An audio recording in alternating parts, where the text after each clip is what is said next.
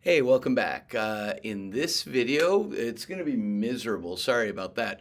We're going to be dealing with the trade-offs of food production technology. Now, with food production, what I mean specifically is really the two basic categories of food. Um, Food from plants and food from animals. So we're talking about the production from square one, not the production of something like Oreo cookies. That we're going to cover when we deal with processing. So here's how we're going to cover it. It's going to be miserable. Sorry. We're going to deal with the pros and the cons of the technologies related to food production for plants and the kind of a catch-all for the technologies associated with the production of animals for food. Let's see, it looks like me being on this side will be a little bit more helpful. So let's begin with plants. The main three technologies that we're going to deal with here are herbicides, uh, pesticides, and fertilizers. So herbicides are poisons to kill unwanted plants. Think about it as dealing with weeds. Pesticides are unwanted animals, so think about insects that would eat your crops. And then fertilizers are things that are going to make make the plants grow better. Uh, and so we have done an absolutely miraculous job. Remember when I kind of made hunter-gatherer life sound? I mean, I tried not to oversell it, but I mean, they are eating really healthily, but food is scarce for them. We have removed scarcity as a problem. Um, in the announcement for this week, I talked about the fact that there was, roughly 13% of Americans live in food scarce homes where they don't necessarily know that they will reliably get enough to eat. That is not a problem of food scarcity in a general way. We've solved that problem. Right now, we have a surplus of 60 million tons a year. Um, and by surplus, what I mean is there's actually even more than that. 60 million tons a year of food that we waste, that doesn't get eaten, that just rots. That's 30 to 40% of what we produce because these technologies have been so successful that we grow way, way more than we could possibly need. Um, that's good news in a rational and sane world, but we don't live in that.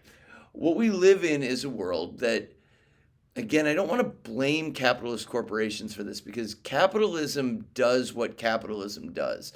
The issue is the rules that are put in place by government that define the game that capitalism is playing. Um, Capitalist corporations, because our food system is governed by capitalism, those food corporations are only they are producing food not to feed people. They are producing food to make money, which means the more food they can get me to eat, the more money they make. Now, we just saw there's a ton of waste, but I also talked about in the last video that the average American eats 1,000 or more calories more per day than they need. So, what has happened with these technologies is the con of overconsumption, the huge negative of overconsumption based on these capitalist corporations are producing so much more food than is necessary that they have created the advertising and have, as we'll see in the next video, processed food to emphasize the sugar, the fat, and the salt to get us to eat more than we need. So that's one big con. There's basically one pro to all of these things, which is we've solved the scarcity problem. The con is overconsumption, but then also pollution and healthcare costs. So these herbicides, pesticides, and fertilizers have done damage to our water by reducing the oxygen that is in there, which limits the amount of marine life that can live, both plants and animals. It has not just polluted the water, but polluted the earth, or as we'll think about it, the soil. Soil is earth that has got microbes in it. And these fertilizers kill off these microbes, making it harder for plants that then grow to be able to obtain the nutrients that they need. That is a direct result of these technologies. And then air pollution that does damage to animals and plants as well.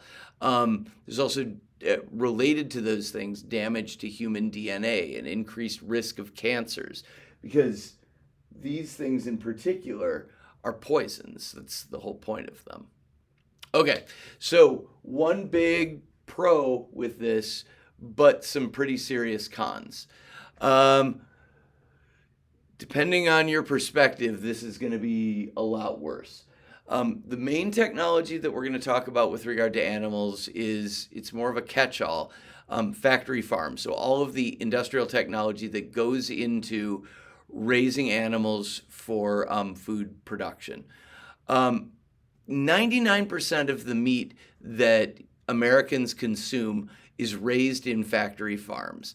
I'm going to cut to the chase. I'm not going to go into the gory details about this. If you are a person who likes animals, it's miserable in factory farms.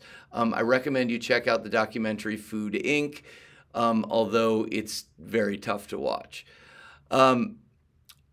Again, this technology has led to an incredible amount of food. America produces 105 billion pounds of meat, which is, even for carnivores, that's a tremendous thing to try to wrap your head around. What it basically amounts to is 320 pounds per year for every American. So every American, regardless of age, has got almost a pound of meat per day that is being produced. So in terms of meeting our protein needs, not a problem. We've dealt with that. The couple of cons related to this. First of all, red meat and processed meats are considered by the WHO to be carcinogens, which means known cancer-causing agents. Now, I don't want to freak you out. In moderation, these things are fine, but we're not producing moderate amounts of this food. We're producing way more of this food than human beings evolved to eat. And then second of all, there's a tremendous amount of animal and human suffering. Research over the course, and I'm not trying to get you to go vegetarian or vegan or anything like that, but research over the last 15 to 20 years has shown that that animals have a much higher developed emotional life, which is probably all you need to hear right now, than what human beings have thought for the last, well, at least since industrialization. Which means those animals, a lot of those animals are pack animals, and they are separated from their young, and if you are a person who is inclined toward animals, this factory farm situation is not one that it's one that produces a tremendous amount of suffering.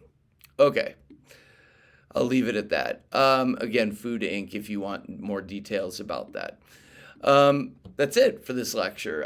This is food production. We have solved the problem of scarcity, but at cost to both humans and animals and plants, in terms of poisoning and in terms of just straight out suffering.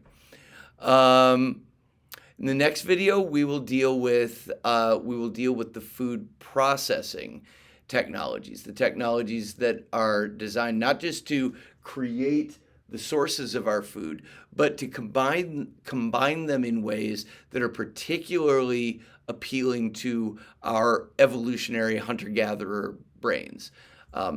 So we'll deal with that in the next video.